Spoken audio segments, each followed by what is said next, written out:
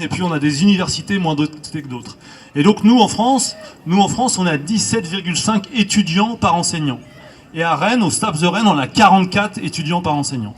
Voilà. Mais ça, tout le monde s'en fout. C'est-à-dire qu'on se mobilise depuis un bout de temps aujourd'hui, et par rapport à ça, le recteur, on l'a demandé, le ministère, on veut des postes, etc. Et tout le monde s'en fiche, personne ne nous répond. Et pourtant, derrière ces postes-là, qu'est-ce qui se passe? C'est des gens qui sont en surmenage ou en burn-out parce qu'ils n'arrivent plus à faire tourner leur formation. C'est des biatchs, ce qu'on appelle des personnels administratifs, qui n'arrivent plus à faire tourner les logiciels, rentrer les notes, etc. parce qu'ils sont sur des logiciels archaïques et ils ont beaucoup trop de monde à gérer. Et puis après, c'est des étudiants à qui je vais laisser la parole, parce que pour eux aussi c'est compliqué, il y a une grosse dégradation de leurs conditions d'études. Merci. Bravo.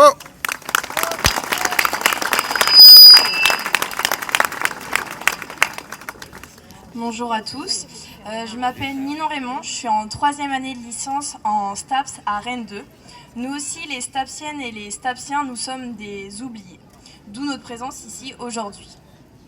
Depuis le 13 septembre 2021, jour de la rentrée officielle en STAPS à Rennes 2, les étudiants sont privés de leur rentrée et de poursuivre leurs études. On est très inquiets. Depuis maintenant déjà 2 semaines, nous avançons dans le flou, dans l'inquiétude et dans la peur. Nous avons peur de ressortir avec une licence, un diplôme qui ne vaut rien. Nous avons peur de ne pas être choisis dans les masters que nous souhaitons. Et nous avons tout simplement aussi peur pour notre avenir. Actuellement, les étudiants ils se sentent méprisés, délassés. On est découragés et vraiment on se sent vide. En fait, on n'est plus acteur de nos études, de notre réussite, de notre avenir. On subit les choix du gouvernement. Pourquoi? Parce qu'on nous oublie. Après un été où les enseignants ont vraiment vivement dénoncé les conditions, mais plus que déplorables en STAPS, après une manifestation le 13 septembre qui aura quand même réuni 500 étudiants, et après la venue du rectorat au campus de la A, il se passe toujours rien. On est toujours oublié, on n'a toujours pas de solution concrète à court terme. Alors on essaye de faire parler de nous, on essaye de se montrer dans les médias, mais à quoi bon? À quoi bon? Parce qu'il se passe rien et rien.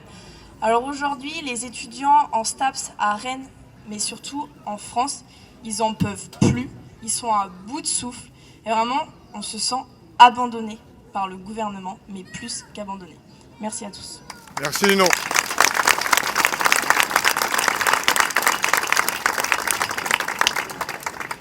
Bonsoir à tous.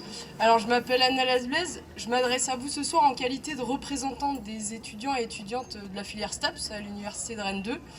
Alors comme vous le savez, on n'a pas pu reprendre les cours le 13 septembre comme c'était prévu, parce que le ministère il reste sourd aux appels et aux alertes des professeurs. À la suite de la dernière mobilisation, on a été reçu par le recteur qui s'est ensuite déplacé à la fac, et depuis plus rien du tout.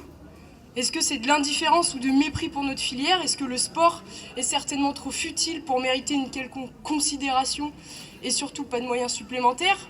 Peut-être qu'aux yeux de nos dirigeants, le sport ne forme pas assez de premiers de cordée. Alors nous, étudiants, on constate tous les jours l'état de délabrement de nos locaux. La seule salle de sport, elle est hors d'âge.